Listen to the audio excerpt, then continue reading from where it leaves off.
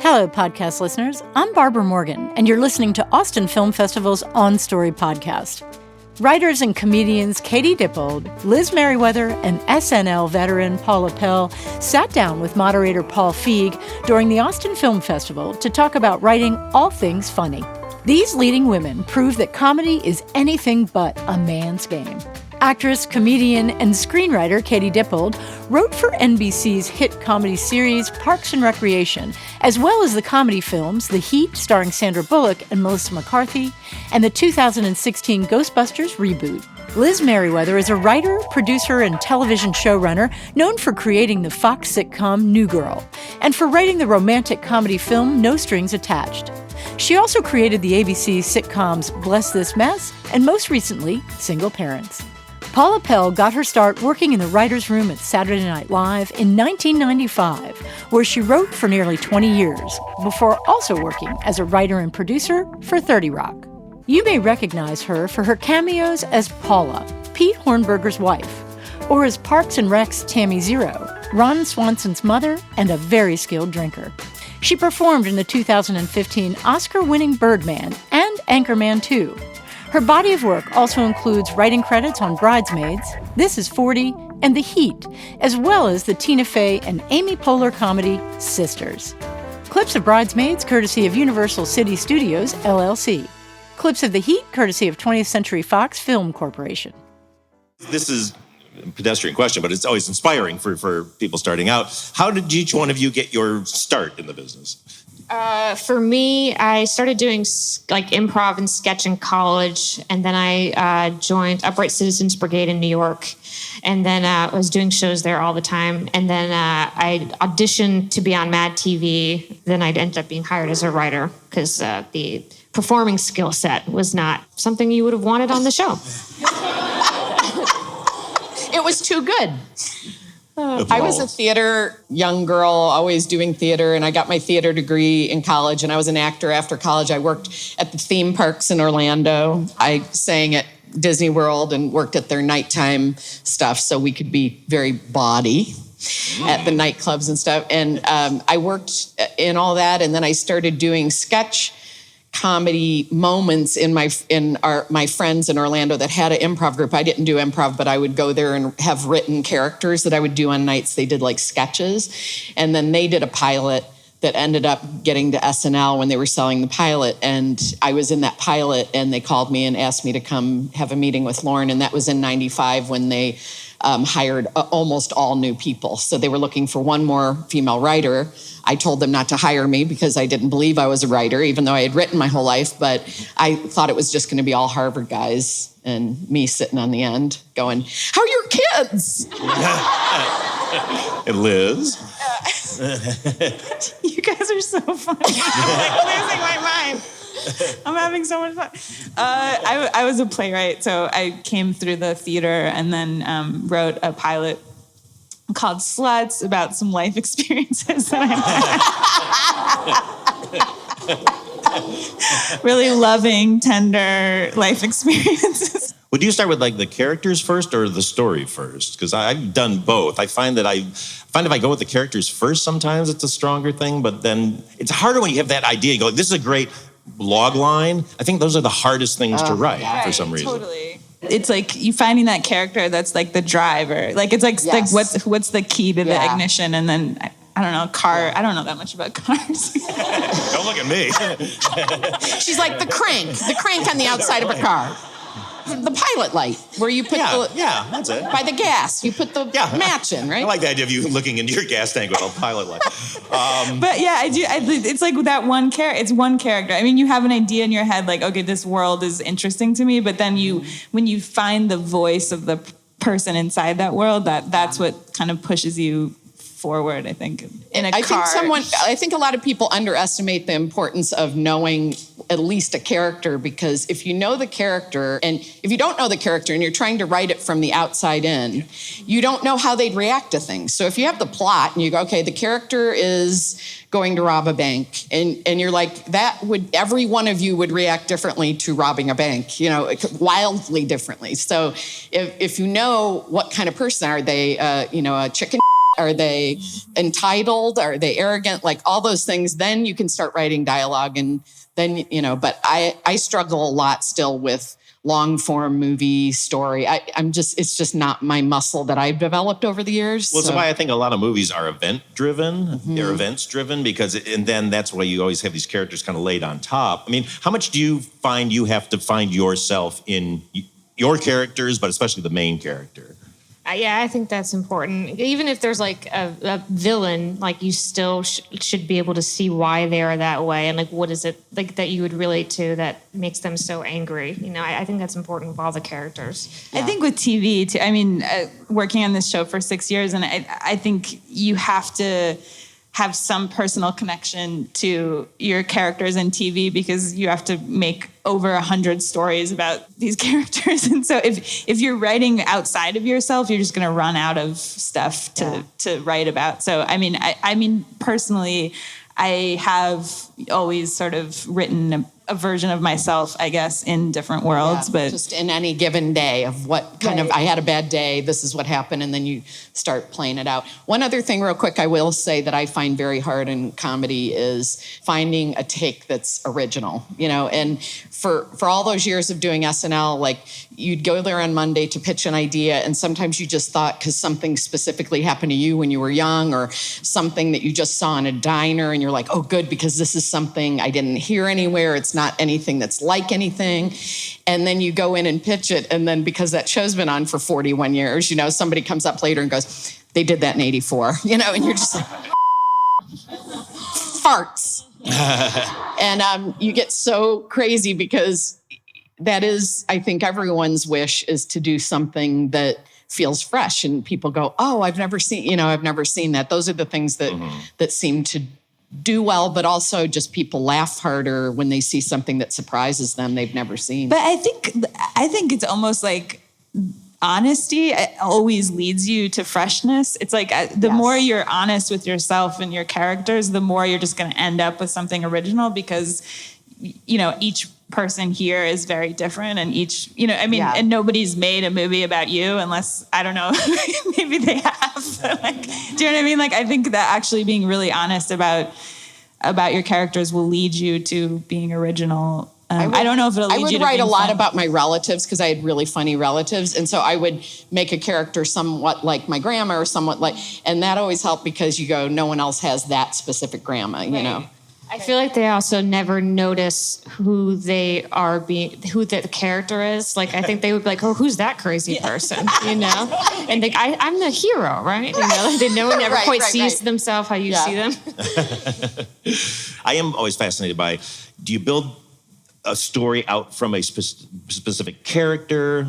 I think that might be the best way to write sometimes because you find but where do you, obviously family members, like you say, but are you a collector of personalities of I feel like types? I very much do that more than anything. But then when you're writing movies, then you get to a place where you've written a dialogue character-centric movie and then you hand it in and they're like, yeah, this needs an engine of some sort, and I've heard that so many times with movies where I just don't write the engine of the structure of it as much, and I have tried to get better at that, but that's the hardest thing because it's dry to me. It's dry, structure is dry, and I need to find more ways as I develop, and I'm only 30, so I have a lot of time. I've got like 4.5 years before my death, but I find that I really have trouble with building it because I don't think in that linear way. I like to think in more of the way life is, where you have a million scenes a day and they kind of build up to a theme, but don't. That's what's great about comedy. I think personally on this show, the worst episodes were the ones that had too much story, there's too much going on. Where it was like trying to have all these different things happen. And the best stuff is when the story is pretty simple and you're allowing the characters to kind of go off on a weird tangent, because that's where the comedy is. It's like in the middle of the most high stakes moment, somebody's like, but wait a second, like, I hate your backpack. And like, just something that kind of is like, and then having the page count and the space and the time to really let people let the characters kind of go off on weird tangents and do stuff. plots and have it all built. Because that gets predictable, too. You watch a show and you're like, oh, this is all going to be about honesty. You start getting exhausted with that sort of fake life, that you're watching. The pre-production was the hardest for me in Sisters, where I was working with the director and we were still messing with the script a lot. And it wasn't because I was trying to have it be my little darlings I didn't want them to mess with, but feeling like if you rework something too many times, it loses its center. And then I started also, because it became about length, you start not wanting to lose the little moments. With comedy, it's about what's happening in front of the camera, and in a way that sounds a little sacrilegious. I mean, you obviously need characters. You need to know what the story is, and you need to building and things, obstacles rising and all of that stuff. But when you actually put it in front of the camera, I mean, this has happened to me so many times where it's like you take it to the table read, everyone's laughing, you're sitting there reading it being like, I'm so good. I'm such a good writer. Oh my God, I'm so funny. And then you put it in front of the camera and it's not funny at all. And you have to be ready. I mean, comedy is it's either funny or it's not, Yeah. So you have to be ready to be throw a different joke in there, tell them to do it with a funny accent, or you have to be really ready. You can't defend it too much because later, especially in anything that's being filmed, if it's live, you can keep defending and just go by it. But if you're putting something in, you're going to eventually edit, and then they see the footage and they're like, "This isn't good." They call it footage, right, Paul? Yeah, it's called footage. Yeah, that's right. But laboring too much over the script, actually, I think for a comedy is not always the best way of... Sometimes if you go months and months where they're deciding whether to make it, then there's more time to obsess about the script and overwork it. And the people reading it also get tired of the jokes, even though the jokes were genuinely funny in the first draft, and then suddenly they're like, I don't know if this is funny anymore. And I'm like, no, you just read this joke 25 times. So you find yourself kind of writing other jokes. But I mean, the way I work on the show, we have alt jokes. So it's the script kind of exists, and then we'll pitch 3 or 4 or 5 alt jokes on the stage. So it's the scene work is important, but you're also just throwing new jokes at the actors all the time. It's funny because you get so stressed out about the stupidest. It's funny working in comedy because you'll just be like, I just can't figure out this joke about a vagina. You know what I mean? You take a step back and you're like, my job is figuring out jokes about vagina. Oh, well, in comedy, it makes a difference between someone laughing at it. It's hugely important. And I think I actually just wrote about how much I love the pooping scene in Bridesmaids for I read that. That was for New York Magazine. But I was actually, when I went back and watched the scene a bunch of times, I was really obsessed with the sound of the fart sound. I was really obsessed with the fart sounds, and I loved how small they were. At first, the fart sounds in that scene are very small, and it's hilarious. And if they had started out by being big farts, it would not have been as funny, honestly. Yeah. And so it is this weird thing where you're I can't believe I'm obsessing about fart sounds, but it also is so important. Oh my God. I don't really care which dress we get. It doesn't matter to me. I just need to get off this white carpet. No, okay. No, not the bathroom. Everybody go outside. I'm serious. There's a bathroom across the street. Everybody has the flu.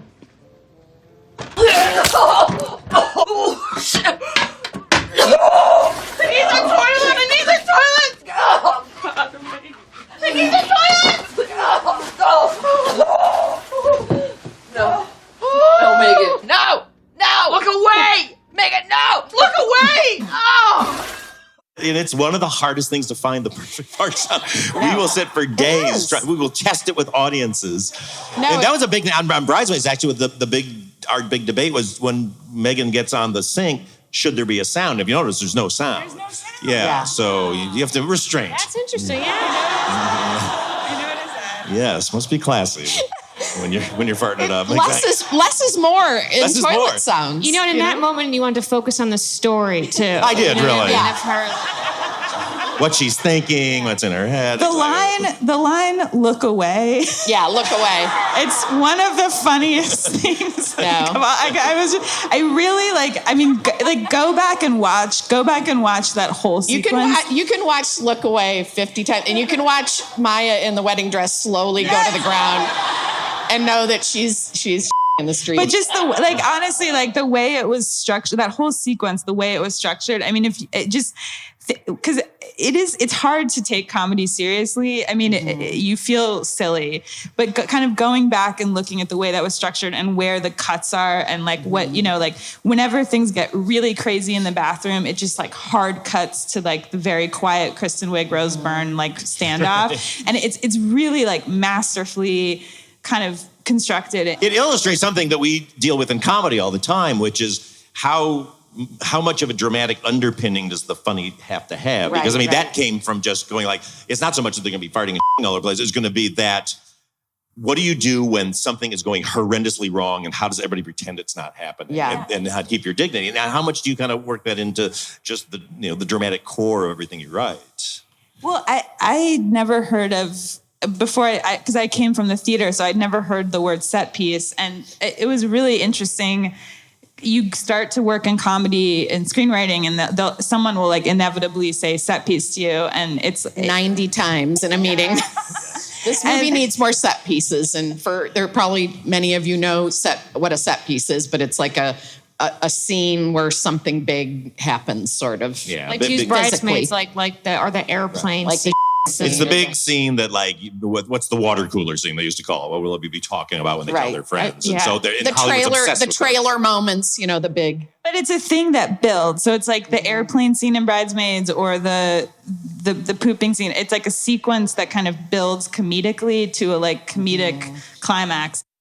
Hey, buddy. How you doing? I'm good. I'm so much more relaxed. Thank you, Helen. I just feel I'm excited and I feel relaxed and I'm ready to party with the best of them. And I'm gonna go down to the river. Wow, it looks like somebody's really relaxing now. Yeah, wow. What are you guys talking about up here? We're going to a restaurant tonight. I know the owner, so it's just coming. Do? Oh, Helen is the owner. You have to have it build. You have to have the characters kind of care a lot in the beginning about something that then becomes spins wildly and horribly out of control. But you have to believe what's happening for the characters or it's not funny. You have to emotionally invest in sort of what's going on with them. And I think I'm just fascinated by all the math of that. One way into it is very high stakes about something that doesn't matter. So it's finding a character who cares a lot about things that don't matter to a lot of other people. And so, but I do think it's when you're trying to find a comedic story, there is something about the stakes need to be so high for it to be funny for that character. I don't know if that makes any sense. I'm always thinking, I really care about the stakes. And care enough to sit there for a while, especially in a movie of sitting for a whole movie and watching it progress. Because sometimes I go to movies, I always think of it as a meal where you go, this was good or this was good. But then sometimes you have that meal that's just transcendent where it was everything built to, the end. You have to care about what the characters care about. Yeah. But what's going on for them can't be such a big deal that you can't laugh about it. So it's a kind of a balance, Well, what do each of you think is sort of your, I feel like we all, whether we want to know it or not, or admit it or not, have some theme we're always working out in a different way. What do you think each one of your theme that you're always trying to work out in your work is?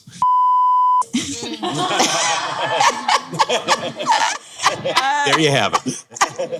No, I totally agree, actually. And you can feel when you're writing something that isn't in your theme, kind of I had a writing teacher who told me that she always writes about characters who are trapped, and that when she tries to write characters that aren't trapped, it just goes to hell. Mm-hmm. And I think, I don't know exactly. I think my theme is something about I love writing about sex, but I love writing about, it's sort of like connections, like, someone trying to kind of like connect desperately and being horrible at it. I think for me, two things I notice is one, some kind of sense that like life can get better. Do you know what I mean? Of like just not giving up. I don't know. The optimism through, and right. And and another one, I feel like there's always something with bullying and standing up for yourself and like learning to, I find that coming up a lot, which is weird because I think I'm a very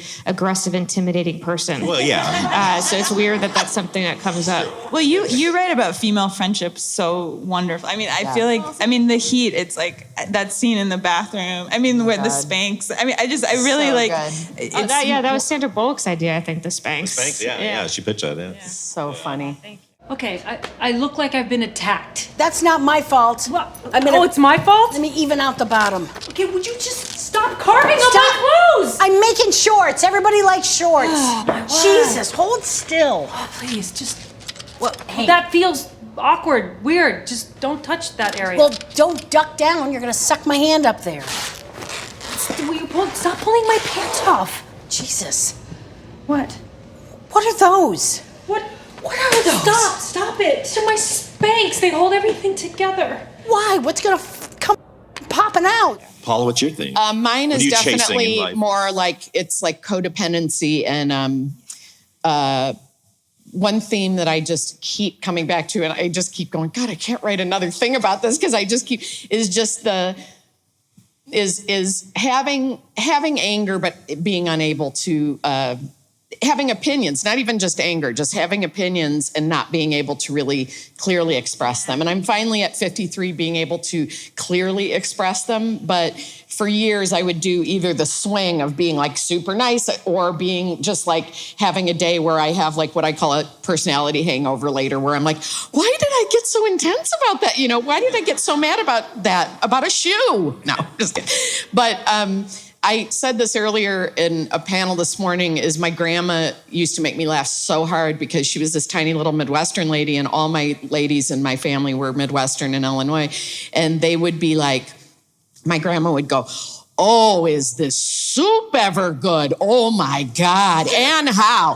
This soup is so delicious. And then the manager would come and she'd go, oh, and he'd go, how is it? Oh, this soup is just, this raviola soup is just so good. And then we'd leave and she'd go, I didn't care for that soup. And it would make me laugh so freaking hard because it was like living the lie. And when I think of so many times in my life, especially in my first 30 years of my life, where I would just be like, no, I love that. No, you can move in with me. That would be wonderful. And I'm like just kind of bleeding from my sides of my mouth, and I would just lie, and then I would eat a whole pizza. So and that's how I lost my weight. Everyone clap. Yeah.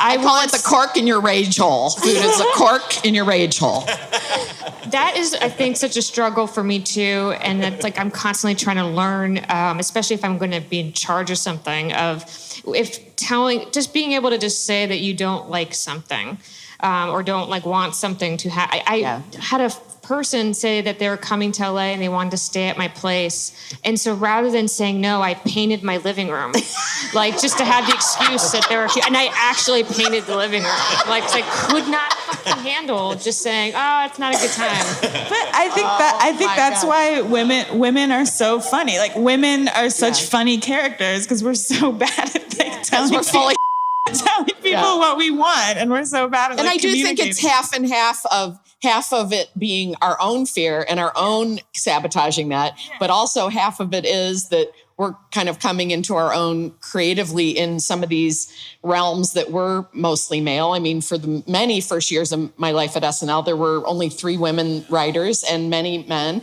And the men were amazing, evolved guys, but it still was a very small minority. And I feel like for a long time there, if you did have a strong opinion, you were looked on as like, being cloying or whatever. And now I always say to myself, I've almost gotten a tattoo of this before, is to say less words. Because, if somebody calls you and wants to discuss something that you feel this gut of like, they're not listening to the fact that I don't get this and I don't want to do this and it's not the direction I want to go or whatever, is you just have to say it and lay it down and walk away and not feel like, because I will sit there and I'm getting so much better at it, but I would sit there and just go on for like 45 minutes and then they'd finally give me the key to my car in the parking garage. I'm like, and the reason I don't have the $5, but I'll give you a check. I mean, I've written a check for $2 for people to tip them before many times, but it's just the over-explaining of how you're sorry about this thing, and it's just the over-explaining, and it weakens your position. And less words are really strong. Is just saying, I don't care for that. And Tina Fey sent me a video the other day of, not that Tina Fey, some other Tina Fey, whatever. But she sent me a video of Beyonce, and there's like a compilation, or it's called like The Boss or something. And it's a compilation, and I think the person might have made it to kind of be a little snarky because it's moments where she's being like very, strong about her opinions, but it's all we were just marveling at how low voice, few words, her editing, her doing the stage stuff, her going, this isn't what we talked about at all. It has to be less that, take that away. I don't like any of the color here. We talked about blue and thank you, and then just like walk away and get your needs met. And it's just all the talking, the talking. I guess what I'm saying is the talking. Oh, Paula, God. I feel like that's... But I don't mean just talking. I mean...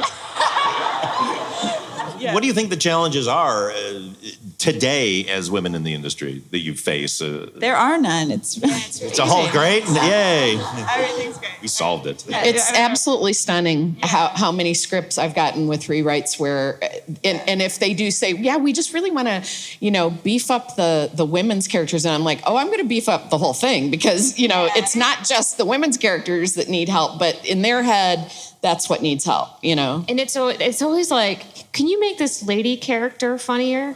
And it's like the lady that's just standing there that has like, do you know what I mean? Like the one that comes in a lot of scenes and goes, William. Like, yeah, can she say it funnier? Like, yeah. I'll see you at home. It's just a lot of that. I worked on one recently that she didn't speak for 4 pages, and then her first line was, run! And I was like, well, maybe she's got like a different take on run, like, oh my God, run, or like, run, whatever. How about follow me? There you go, see? Nice. Thank you, God, for giving us humor. We solved it. Thank you, God. But we give her a performer because I don't know how important you think performing is to comedy. Yeah, I mean, I wanted to be an actor. As a kid, I acted a lot. I acted in college, and then I started writing, and I wanted to act after college, and I just found myself kind of hating the lifestyle of being an actor. Like, I couldn't take the rejection. I liked eating. I was just like, I felt like I wanted to control my own sort of life, and I wanted to, I like working, and I feel like actors, it's so tough. You don't have control over when you're working, and I just sort of, I do feel though, performing is such an important part of getting to writing, and you can write without having performed, but I think it's important to have experienced it because it's a really specific vulnerability, and it's very, you have an empathy for a performer if you've done it yourself, and you understand like also what's funny, you know what I mean? Like to be like anyone who's stood up in front of a group of people and tried to be funny, like I think it's important to know that when you're writing jokes and like what it feels like and what lands and stuff. Do you find you use, because I know from my acting and improv days, when I'm writing dialogue, it's so much an important part of it because you're almost performing it. And it also makes it a way to write dialogue that people can say. Yeah. But what do you think, especially like improv, I think that's a really important tool to kind of know. What do you think? And have done? If you're playing it out in your head and you're writing that dialogue, and speaks to your saying, getting in that zone. I used to do a lot of artwork, and I would do an art festival, and I would wait till the last 4 days before the art festival and like create an entire body of work in the garage. My mother would be like, I don't know how the hell you survive. And I would be in there just doing stuff, and I'd wake up in the morning with 4 hours of sleep and look at something I created and go, I don't even remember doing this. And I was not on that many drugs, I promise you, but it felt like a drug. You know, creativity felt like a drug. Well, I actually applied to be in the FBI. I talk about that all the time. You must be so bored of it. But like I applied, so I actually really wanted to be in that world they were in. But like I get bored by the typical, like the cliche female bonding activities. So I just always wanted to just do something funner. Like the big inspiration was the movie Running Scared, because there's a montage where they're in the Caribbean and Gregory Hines and Billy Crystal are riding mopeds around, and like it's that song Sweet Freedom by Michael McDonald, and it's like just the time of their lives. And like, you know, you just keep seeing these different hot girls on the back of the moped, and it's like, oh, which one would I rather be? It's not just hanging off the back of their moped. Like I want to be all I want is to drive around to Sweet Freedom. And you know, so that's awesome. I want to be on the back of the moped. On Story is brought to you in part by the Alice Kleberg Reynolds Foundation, a Texas family providing innovative funding since 1979. This project is supported in part by the Cultural Arts Division of the City of Austin Economic Development Department, the Texas Commission on the Arts, the U.S. Institute of Museum and Library Services, Texas Library and Archives Commission, and the National Endowment for the Arts, on the web at arts.gov. On Story is presented in part by Too Far Media. Provocative stories for the eyes, ears, and imagination by Rich Shapiro. Download the Too Far Media app. Support for On Story comes from Bogle Family Vineyards, 6th-generation farmers and 3rd-generation winemakers, creating sustainably grown wines that are a reflection of the Bogle family values since 1968. This show is produced by myself, Barbara Morgan. Our associate producers are Jamal Knox and Colin Heyer. Our editors are Jamal Knox and Travis Neely. Music is by Brian Ramos. Production assistance comes from SoundLab Inc., Travis Kennedy Sound, and KUT 90.5 in Austin. Go to austinfilmfestival.com to find out more about Austin Film Festival and Conference each October. Until next time, I'm Barbara Morgan, and this has been Austin Film Festival's On Story.